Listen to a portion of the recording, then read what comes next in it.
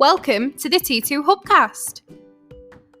Join Martin, Dave, Spencer and guests as they discuss all things personal and professional development.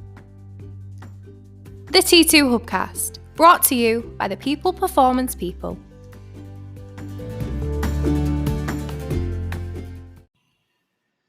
So welcome back to another T2 Hubcast. We've got three of us in the room today. It's me, Martin Johnson. We have Dave Pendleton and Spencer Locker. We nearly went the wrong way then, didn't we? I was actually going to introduce myself as Dave Pendleton and see how he reacts. So, I say welcome back to another T2 Hubcast, but this is actually episode 2 of Corporate Clangers. So for those of you, those people or those listeners who tuned into episode 1, you'll know exactly what the drill is. If this is your first episode of Corporate Clangers, it's a little bit like Room 101. We debate things in the workplace or in the corporate world that absolutely push our buttons, right? And we put them forward to it was either can it or keep it. That's right, Spence, isn't it? Yeah. So we'll vote at the end. We'll all put a case forward. You either keep it or you can it. These are frustrations and things that wind us up and push our buttons in the corporate world. And I'm sure the listeners will resonate with them as well. All right? Yeah. So who wants to go first? Why do you go first, Martin? No, because we do that all the time, and I go, Dave, okay, go then, first. Dave, you can kick us off because it's Dave's debut on Corporate Clangers. Yeah. Joe, every time you say Corporate Clangers, there should be like a Or a tin bin to throw around. Clang. Yeah, we need a little jingle for Corporate Clangers, don't we? I'm sure we'll get the budgets one day. We'll get it professionally done. Until now, it's just me introducing it. You know? All right. So listen, my first one, and I guess this has been with me for a long time, having worked in the corporate world for a while, and it's corporate language. Corporate jargon. Corporate language, corporate jargon. I've got quite a basic theory on this. If you don't know what it means or you can't spell it, just don't use it. Well, that's bad because I can't spell most things. So I'd be very Generally limited. speaking, we are quite illiterate. So Yeah. but then we don't use those words with very much frequency. So these are the words, Dave, the corporate bullshit words, the buzzwords that we throw around because we've probably heard them in meetings or previously somewhere, but we don't have a full understanding of what they mean, or we don't use them in the right context. Or just needless sayings which could be said in more simple terms, right? Give us to fill time. Give us an example, Dave. Give us an example of some corporate jargon. A classic one for me is let's explore the synergies. I mean, that is genuinely a made-up word. Synergies. It's 2 words split in half and joined together. I can spell it, but would I ever use it? I cannot think of a single context where I might use it. I thought synergies was those little devices that you pump Calpol into your child's mouth with. No? Is that syringes? I like your version better, actually. Do you know? But yeah, I get your point there. You know, let's see if we've got some synergy or whatever it might Exploring be. synergies. Let's explore the synergy between this. Yeah. I think there's I remember, bearing in mind that I'm reasonably new to the corporate world, but I remember back in the late 80s and early 90s, there was a TV program called Drop the Dead Donkey. And the guy in charge of the office used to come out with all sorts of stuff that is all bizarre to the point where he'll say something and you'll be like, what? What's that even mean? Yeah. I know. And it works like that. It's can I just drop this into your coffee pot and see if it comes out brown? You know what I mean? That's sort of like. Well, I've got a couple of others. There's the word synergy, which, like you say, gets bandied around a lot. There's another one that, do you know what, I'm sort of guilty of using, but I tend to try and use it in the right context. But it is, when I think about it, still corporate jargon. The word intrinsically or intrinsic. You know, I often use the words, and you see A and B are intrinsically linked. I like that. You see, I also use it because But I think I've it explains something really important. Yeah, it does. But I know people who consider that as corporate bullshit and jargon. But if it's appropriate and it's relevant, then grammatically it's correct. Yeah, you can spell it, but and you know what it means. But it's when it's used inappropriately, when it's used in the wrong context. Then I get that. Here's another one. If you're talking about a delivery note that's attached to a parcel, It's intrinsically attached to a parcel. Yeah. I'm with you all the way on that one. Here's another one. You sat in a meeting. There's a room full of people. You're talking about something, and someone then will interject and will start elaborating on that point or going off tangent, right? And what happens is along the way, someone in the meeting will just say, whoa, Dave, just hang on a second. Let's take that offline. Let's take that offline. You're in a room and it's like, don't you mean let's just discuss that after the meeting's finished? Yeah. Shall we discuss it later? Let's take it offline. Like we're online right now. But it happens, doesn't it? does. Shall we take that one offline? Well, are we online? You want to challenge that, don't you? Yeah, that's another one. Here's one for you. Ring fencing. Ring fencing. But to your ring point, fence this. don't you think discuss it later? But if intrinsically is allowed, then ring fencings mean let's put a ring fence around that. Yeah. Keep it contained, and we'll come back to it at a later point. I sort of think there's a point to that, right? I don't use it.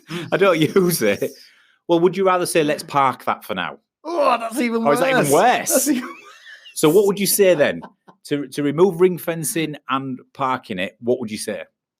Let's discuss that later. Well, listen, I mean, I've heard ring fencing used when talking about budgets, particularly. Yeah, let's ring fence X amount of money to X amount of project. What's wrong with the word allocate? Yeah. Well, I suppose ring fencing is sort of saying if we do allocate something, then it actually stays there. I get that, but can't we just assume that? Yeah. So are we saying allocate that and it stays there and nobody else uses it instead of using ring fencing? Yeah. Are we saying it's down to preference then, or is there just some words that are just a no? I mean, here's another one that splits opinion.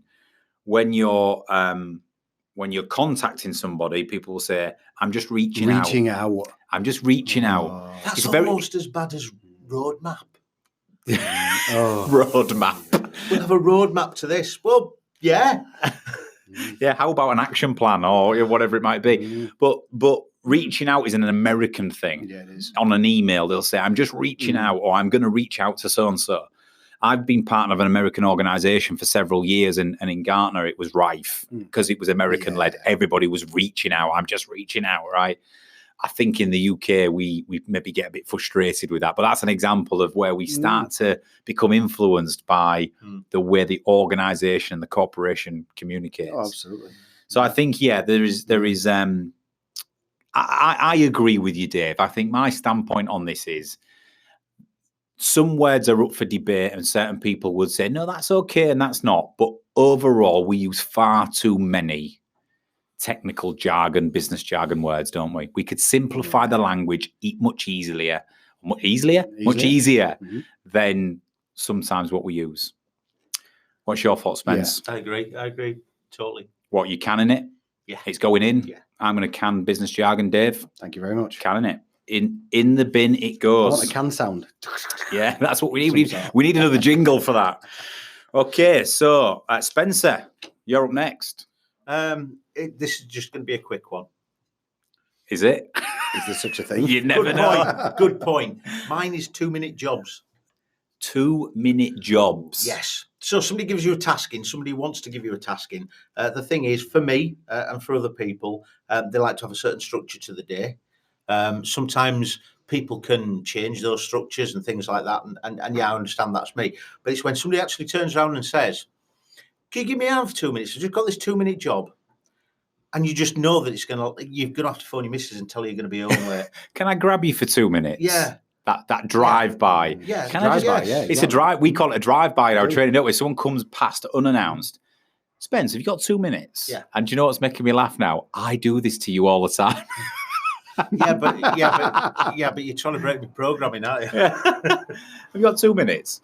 But the thing you don't know, I've got to be quite specific here. The 2-minute jobs that we do are usually 2 to 5 minutes max, really. If it's any more than that, then we will have a discussion. You will set that out. You'll set that stall out early doors. It's when those 2-minute jobs last forever. 2-minute jobs. Can I just borrow you for a second? Yeah. A second. That's another one, right?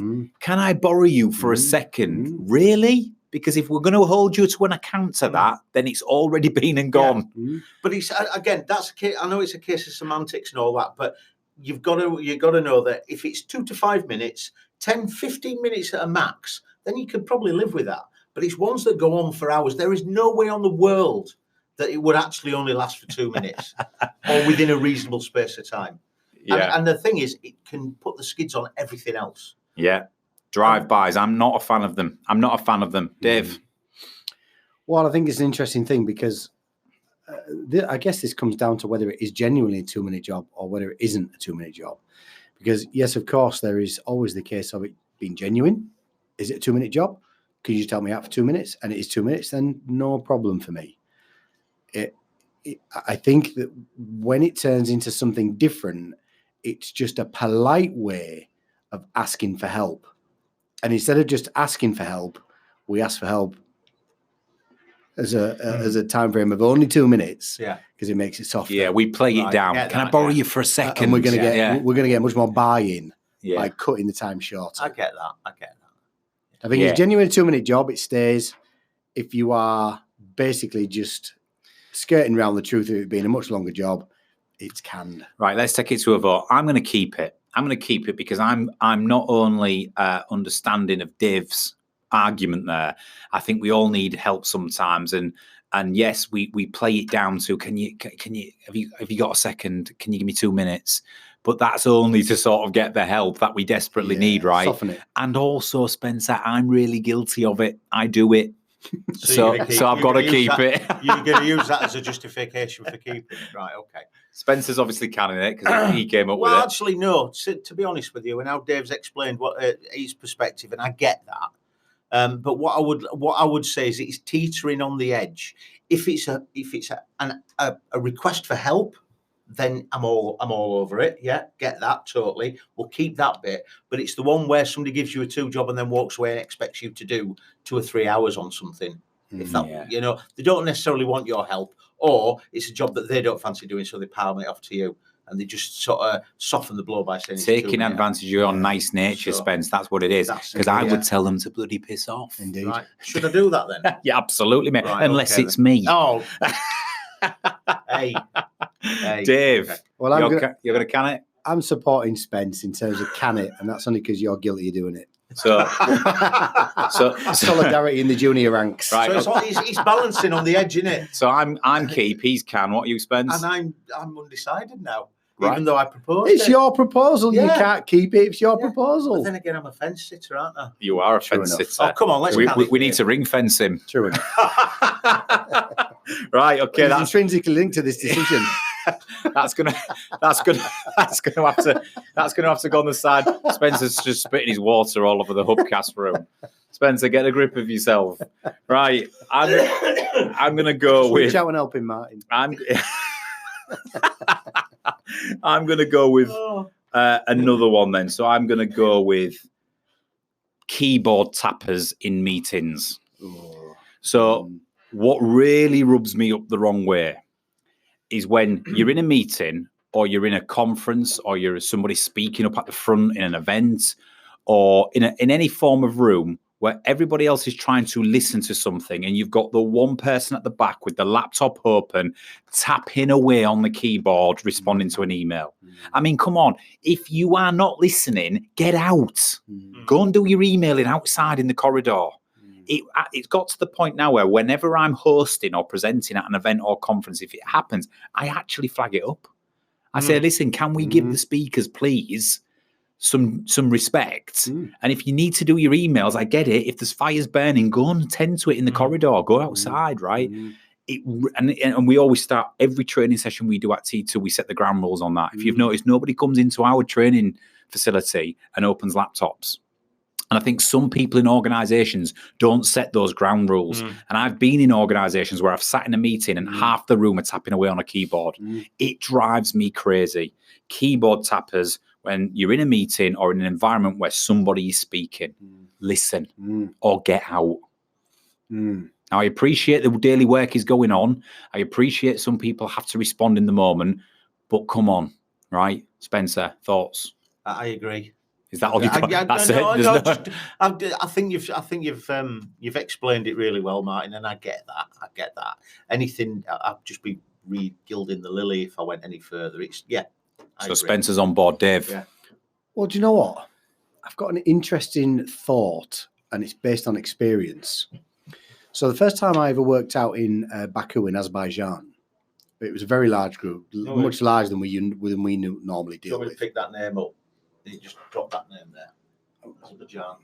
Oh, okay. Sorry. If you like. It was a very large group of people, and I would probably suggest 10 of them had laptops open and were clicking away on the laptops. And the first time I worked there, I only worked there for 3 days. It drove me around the bend, but I didn't really know how to approach it because of cultural difference. Yeah. So I came back, reported it to my direct, and he said, it's part of their culture. They just do it. Next time you go, test them. And I guarantee that they'll be able to answer the question that you pose to them about information that you've just delivered. Seriously. So they're listening to you whilst working away on their laptops, but can still retain what you are transmitting.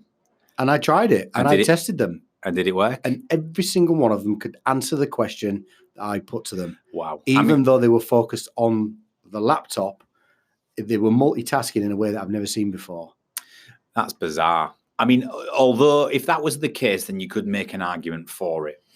However, what I would also argue in that context is, have they conditioned themselves to listen and remember information rather than trying to digest it, interpret it, feel it, connect to it, position it in their own mind? Anybody can retain information, right? But is that still having the long-lasting effect? I think for me, and certainly as we know, we do this for a living, it's so off-putting when it happens. Yeah, it's rude. It puts us off our mojo, right? Because we're trying to engage with people. Facial expressions, eye contact, levels of engagement. Yeah, it all helps. Kind of yeah, absolutely. And if you've got a manager in it, let's say it's not even the job we do. If you've got a manager in the room who's delivering messages or the review or the quarterly review or whatever, and their own team members aren't paying attention, what is that saying about the level of importance that manager has to say? Do you know what I mean? Yeah. So I'm just not a fan of it. And I think if you're going to sit in a conference at the back or you're going to sit in a room or a meeting and tap away, don't. Bloody take yourself out because there's no way you are fully digesting, in my view, what's going on. It's sort of aligned with, but not quite the same as, when you're having a conversation with somebody and halfway through the conversation, they turn around and start doing something on the keyboard. And they make the right noise. Do you know anybody like that, Spencer Locker? I've come across people like that. Listen, you're referring to me again, aren't you? The pair of you, right? Listen to me. Stop talking to me when I'm emailing. That's the other way around. That's not me being ignorant. That's me in my own workspace, at my own desk, doing my own work, and you're transmitting to me across the desk. Yeah, but we do say, Martin, have you got 2 minutes? Yeah. Have you got a second? Oh, Jesus. Right. Keyboard tappers are going in Corporate Clangers bin. Yes, for me. Spencer, Dave? Yes, for me. Right, it's canned. Dave, you got any others? I do. Right, what's next? Yes. It is LinkedIn titles. So when you look down your news feed and you can see somebody's name, John Smith, and then underneath or by the side of it in grey, it goes off the side of the screen. Hashtags and letters and names. Usually in there is motivational speaker, hashtag disruptor, hashtag influencer, influenza, hashtag whatever. Best-selling author. Best-selling author. Amazon #1 best-selling author. Yeah. Hang on a second. Let me just update my LinkedIn. Before... delete. Have you been on my LinkedIn, Dave? No, etc. And I just wonder if people genuinely think that it adds credibility to themselves at first glance. So when I first see your name on a post or on a thread because you're making a point or discussing something, do I instantly think, oh, look at all those titles, names, motivational speaker, bestseller, etc. I must connect to this person because clearly they're a very capable, competent, and experienced individual. Well, here's my view on it. I'm just looking at my LinkedIn to see what my titles are. Here's my view. My title says speaker, author, founder of Trans2 Performance. All three of which are genuinely true. Factually correct. Absolutely. I'd like to think I've not over-egged it with motivational speaker. No. I've never put that. No. And I don't put best-selling author. No. Mainly because I'm not. It wasn't. So yeah, it's factually correct. And hopefully subtle. But here's my answer to what you're saying there, Dave. Does it create credence with other people? Well, I guess with some it will and with some it won't. But my biggest thing on this is if it's factually correct, why not? If you have letters after your name, if you've got a PhD or a master's in this, if you are a motivational speaker, then why not? That's my first gut instinct. In my view, just because you can, it doesn't mean you should. But why not? Well, I get it to a certain degree because I suppose LinkedIn is like a marketplace, isn't it? You're trying to sell yourself to people to a certain degree. And the thing is, how can I put this in the most diplomatic way I can? You can't polish a turd, but you can roll it in glitter and stick a flag in it. Does that make sense? Yeah, I'm all for it. 100% it makes sense. Yeah. I've been rolling it in glitter and putting a flag in it all my career. We did an experiment not so long back where there was, about 12 months ago, the craze started where people were putting their, like the doctorates and the memberships of certain organisations in letters after the names. And so I put BSc on mine, and I think within an hour, within a couple of hours, somebody turned around and said, "I didn't know you had a degree." I said, "I don't have a degree." I said, "Well, you've got BSc after your name." I said, "Yeah, bronze swimming certificate."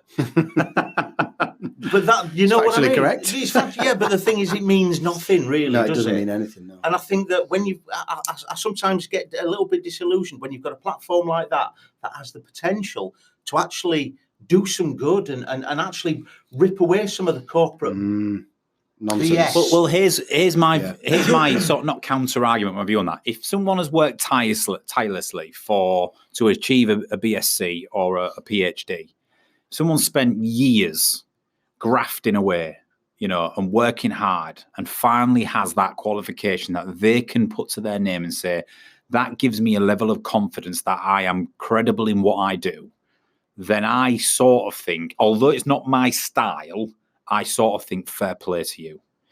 I think where I would come back to it to semi-support Dave's and your view is though. Semi, not fully. I'm only going to semi-support it, is this.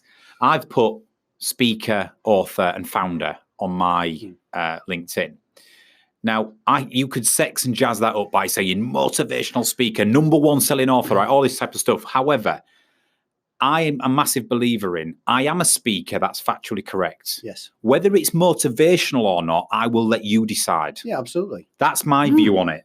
Whether it's inspirational is Only the audience can decide. Exactly right. Whether I am a best-selling author, I'll let the sales and the numbers and the customers decide. Correct. So I think what you're saying is you're okay with it where it's factually correct, but here's the other thing, right? You pointed it out before, Dave, the word influencer. Yeah. Some people, by their own sort of doing, put influencer on their job title. Now, there's a process on LinkedIn where you can become an influencer verified by LinkedIn. So Bill Gates is an influencer, rightly so. Simon Sinek is an influencer, rightly so, right? You can't just go self-labeling yourself. Yeah, absolutely. Yeah. And I think that's what you're saying. We'll decide if you're an influencer or not. Do you know what? I guess just to define the point a little more, I'm not unhappy with things that are factually correct. So if somebody has worked tirelessly, as you say, and obtained a qualification that means a lot to them and it means a lot to the professional career, then absolutely fair play to them. I mean, really fair play, because it's not necessarily a level of discipline that I possess. Yeah. But what I'm talking about is when you have to click on somebody's profile to be able to read the entire title. Yes, it's not just succinct and I get who you are. You've got 3 things on yours. Yeah. I think I've got two words on mine. Spencer, probably 2 or 3 words on yours. If you've got a couple of qualifications, no problem. I don't have any worries with that if it's factually correct. If it's self-appointed, I have problems with it. If it's meaningless, and nonsense. Yeah. I have problems with it. And if it's so long, I can't read it just by going down my feed. It doesn't make any sense to me. Yeah, I agree. I do wholeheartedly agree with that. And I think it is interesting because I'm a massive fan of each to their own. And I do think self-marketing and content marketing and on social media is really important these days in terms of personal and professional brand. But when you start putting things like inspirational speaker or motivational or even inspirational CEO, I've seen that on there, right? You're a CEO, but we'll decide and your people will decide if you're inspirational. And or if you're self-proclaiming to be an influencer, I think that's a no-no, right? Yeah. So I semi-agree in the fact that I think there's certain people who overdo it. But I'm all for the people who work hard and receive those letters after their name and those. I'm all for them putting that on because that, as we know from unconscious motivators, some people want to be knowledgeable and smart. They want to be seen as experts in their field or credible in their field. And that gives them that right to go out into the world and do what they do. Yeah, absolutely. So I'm sort of a semi-fan of that. But yes, I do exactly know what you mean, Dave. I know what you mean. But I also think that sometimes when they put all this stuff on in a quest for credibility, sometimes it actually works in the reverse. It's, I mean, when people are self-proclaimed this, that, and the other, self-proclaimed influencers, it's like people who think they're Charlie Big Potatoes and they'll call themselves something like Big Dan. That's your nickname, Big Dan. Really? Why the big? Yeah, it's like they're trying to be something they're not. You read this title and actually you go onto the person's profile and they're 17. Yeah, I tell you another example. I've experienced this personally once where I read something and I thought, oh, that's a no-no. It was someone who does what we do. It was a person who operates in the professional consulting, training, stroke coach arena. And I won't say the name because it's not fair, but it was first name. You're just going to come out with no. I won't say the fair. Yeah, I won't say the name because it's unfair. But it was the person's first name, and then in the middle, in commas, was award-winning last name. Oh, so it was like pretentious. It was like obviously this person won an award, which fair play, great, well done. Yeah. However, to then go on your LinkedIn and change it to Martin award-winning Johnson. I mean, sounds like something from Anchorman. I know. Ron Burgundy, right? Odin's beard. Yeah. But that was actually that I have witnessed that happening. And I'm thinking, people only read that and go, what a chopper. Yeah. Do you know what I mean? What a chopper. Yeah. They do. Yeah, they do. First impressions, right? Absolutely they do. So I think there's an awful lot to be said for humility. Yeah. So do you know what? This is going to be the last one we discuss because there's 2 minutes left. I was good. I started off this one, Dave, and I was going to oppose it because I'm a big believer in letting people sell themselves and then they've got to back it up. But I get it. I think as long as you have a level of humility, it's factually correct, right, and it's subtle, then I think it works and it does elevate your credence on your social presence. When it goes beyond that and you're self-proclaimed in words like inspirational, motivational, or influencer, or you've got war and peace about all of this, or you've got a war winning in the middle of your name, I think you're probably pushing it slightly and people's perceptions start to change. So I'm going to go all in all. If it's in excess, I will can it. Spence? Yeah, I'll can it as well. Yeah, definitely. I don't need... There's space on a LinkedIn profile to put your qualifications on.